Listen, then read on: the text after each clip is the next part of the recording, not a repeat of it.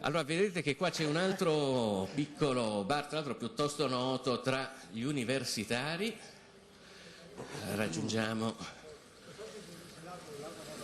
Buongiorno, buongiorno, scusa, siamo in diretta. Salve, buongiorno. Senta, lei gestisce questo bar, sì, vero? Com'è andata la notata? È andata così, è andata, buongiorno, è andata.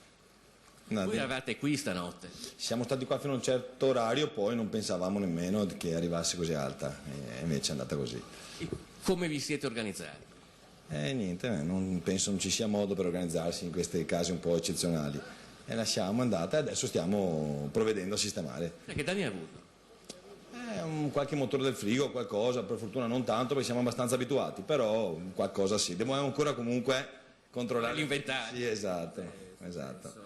Certo che era stata prevista un'acqua più bassa rispetto a quello che è capitato. Sarebbe cambiato qualcosa se le previsioni fossero state più esatte? Però un vento così forte chi lo poteva prevedere? Era un po' difficile prevederlo. C'è stato un momento stanotte in cui ha detto qua veramente si mette molto male. Sì, un po' si è messa male in effetti, un po' si è messa male. Non si riusciva a salvare più niente. No. Anche perché le previsioni peggioravano di minuto in minuto. Esatto, infatti quello penso sia imprevedibile, penso da addossare colpe non sia possibile. Benissimo. Buona giornata. Grazie, arrivederci.